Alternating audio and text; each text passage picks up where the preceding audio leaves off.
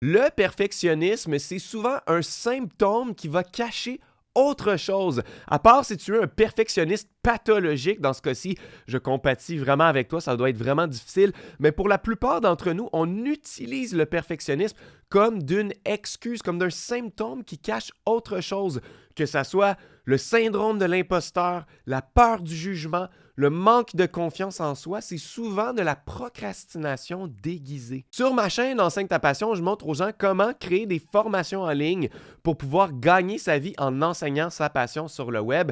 Et c'est super commun d'avoir le syndrome de l'imposteur. On se dit, moi, je suis qui pour pouvoir me présenter comme d'un expert dans mon domaine, me présenter comme d'un formateur qui peut changer la vie des gens. Et donc, on se remet en question et on vient cacher toutes nos insécurités à travers le perfectionnisme. Ce qui nous empêche d'avoir du progrès et de faire vraiment une différence dans la vie des gens parce que tout ce qu'on fait, ce n'est jamais assez pour nous et on fait du surplace parce qu'on ne publie pas ce qu'on fait. On est toujours figé, piégé. Et donc, la première chose qu'il faut faire pour s'en sortir, c'est se demander et être très honnête avec soi-même. Se poser la question, qu'est-ce que mon perfectionnisme cache? Est-ce la peur d'être jugé? Est-ce le syndrome de l'imposteur? Est-ce un manque de confiance en moi? Il faut que tu sois honnête avec toi-même. Ensuite, il faut tout simplement laisser aller notre identité de perfectionnisme. Tu n'es pas un perfectionniste, tu utilises le perfectionnisme comme procrastination. Tu uses du perfectionnisme, mais tu n'es pas un perfectionniste toi-même. Parce que quand on place notre identité au centre de tout, je suis un perfectionniste, je ne suis pas bon en maths, j'ai de la difficulté à me faire des amis, eh bien, tu vas tout simplement aller chercher une raison que cette identité-là soit vraie. Ça part de soi et ensuite, on va aller faire en sorte que ce soit vrai. Laisser aller le perfectionnisme, ça passe aussi par accepter l'incertitude. Tellement de choses sont incertaines dans la vie et il faut l'accepter. Comme le dit Mark Manson dans son livre L'art subtil de s'en foutre, eh bien, rechercher la perfection, c'est une expérience négative en soi. Quand on recherche la perfection, c'est comme se rappeler que nous n'avons pas atteint la perfection.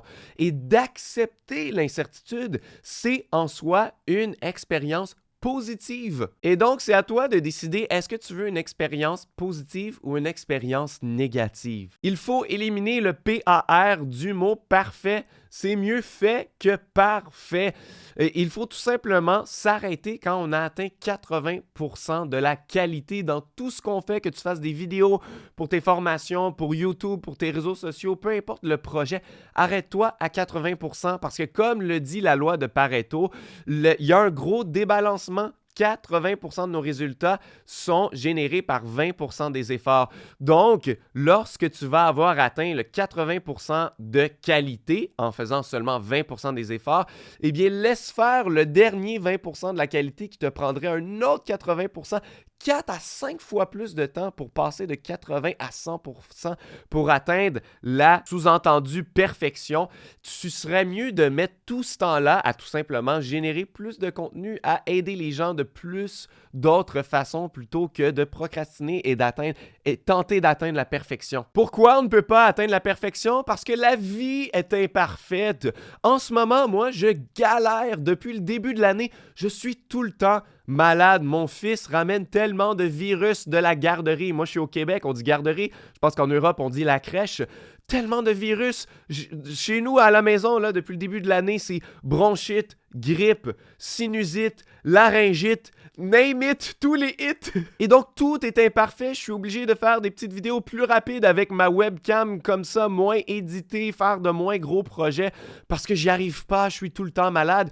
Mais c'est une bonne chose parce que les gens veulent suivre des personnes imparfaites, ils veulent suivre des personnes humaines parce qu'ils se retrouvent là-dedans, ils se reconnaissent là-dedans. Oui, on pourrait penser en regardant plein de contenus qu'on voit sur YouTube, des vidéos ultra éditées, de qualité presque cinématographique, on se dit « Wow, moi je compétitionne avec ça, donc il faut que je fasse la même chose moi aussi, il faut que j'atteigne ce niveau de perfection, ce niveau de production. » Eh bien oui, évidemment que ça peut aider, mais en même temps, on n'a aucune garantie que tous les petits détails sur lesquels on va aller travailler et qu'on va aller chercher, on n'a aucune garantie qu'ils fassent vraiment une différence. Moi, dans mon premier business où j'enseigne la guitare, j'ai tenté par plusieurs fois de faire des vidéos beaucoup plus éditées, vraiment plus léchées, et souvent, ça n'a pas mené à plus de résultats. Et au contraire, ma vidéo la plus populaire, qui a plus de 2 millions de visionnements, qui a été complètement virale, c'est quelque chose que j'ai filmé en 11 minutes. C'est un plan directement sur ma guitare blanche. On voit même pas mon visage et j'enseigne du début à la fin sans aucun éditage pendant 11 minutes. Il y a plein de gens dans les commentaires qui me disent « Pourquoi tu montes pas ton visage? La leçon est beaucoup trop longue. Tu as dit en 11 minutes ce que tu aurais pu dire en 2 ou 3 minutes seulement. » Et pourtant, c'est la vidéo qui m'a amené le plus de prospects, le plus de clients, le plus de gens qui ont acheté mes formations, qui ont découvert ma chaîne, qui se sont abonnés. Et je n'ai nullement préparé cette vidéo-là pour être virale. J'ai tout simplement fait une vidéo comme une autre dans ma routine de faire des vidéos et je n'aurais pu jamais deviner que celle-ci serait devenue virale. Mais vu que j'avais fait des centaines de vidéos par le passé, j'étais prêt pour ce moment. Et donc oui, on compétitionne avec des gens qui font de la qualité cinématographique sur YouTube, mais en même temps, on peut faire du contenu 100% authentique et réussir aussi.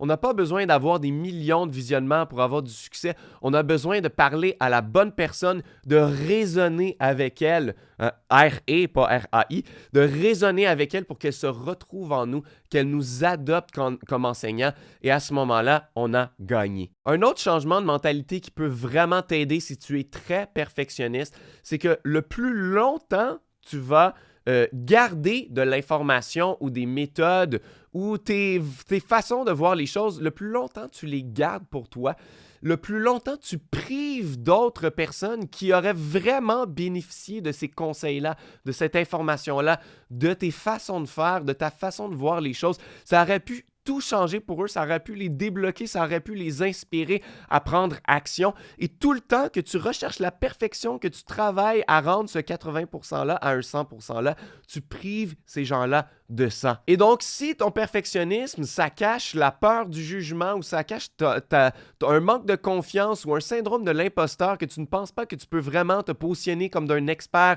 faire des formations, vendre des trucs, eh bien, dis-toi qu'il y a des gens qui en ont besoin en ce moment et tu leur rendras seulement service en le faisant, même si ce n'est pas parfait. Au contraire, si c'est imparfait, c'est encore mieux. C'est humain, les gens vont se retrouver là-dedans. Alors, si tu veux enfin débloquer tout ça, enfin faire tes formations, tes contenus que tu voulais faire et que tu as besoin d'un coup de pouce, va chercher mon guide gratuit. C'est le premier lien dans la description. Ça s'appelle le guide ultime de l'entrepreneur minimaliste. C'est minimaliste justement, donc ça va te montrer tout ce que tu peux éliminer, le peu de choses que tu as à faire pour pouvoir avoir du succès à long terme dans ton business en ligne, vendre des formations, faire de plus en plus d'argent et réduire tes heures de travail pour pouvoir profiter le plus possible de la vie.